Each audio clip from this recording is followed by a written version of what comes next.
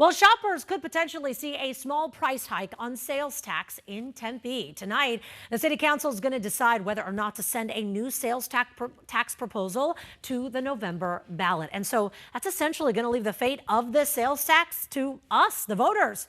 12 News journalist Tori King is live in studio to break down those numbers, but also what this could mean then for residents. Tori.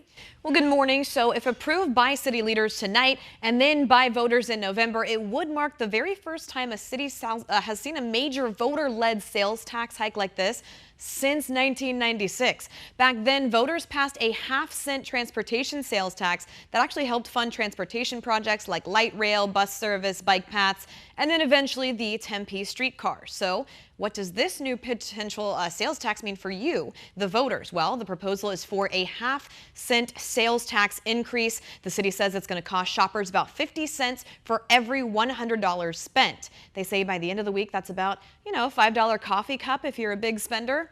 City leaders say the proposed sales tax would also help fund things like public safety, transportation projects. They also say it would expand access to education for kids by providing a 0.1% sales tax for preschool education. Groceries and home prepared food items would be exempt from this sales tax hike. Officials also say the city is still dealing with millions of dollars in lost revenue after the state funding changes, including the elimination of the residential rental tax as well. So without this additional funding, the city could see fewer police officers, even fewer firefighters, longer emergency response times, and cuts to community programs.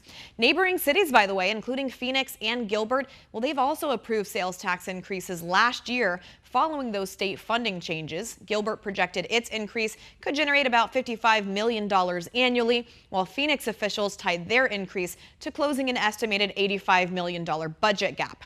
Tempe officials estimate this new sales tax, well, it could bring in about $50 million a year. That would actually help them close the city's $25 million budget gap. City leaders also say this proposal would be even more unique because if approved, it would make Tempe the first city in Arizona to dedicate a portion of sales tax revenue specifically to preschool education. So the council meeting happens tonight at 6 p.m. at Tempe City Hall. You can stream the meeting live on the city's website or attend in person. In studio, Tori King, 12 News Today in AC.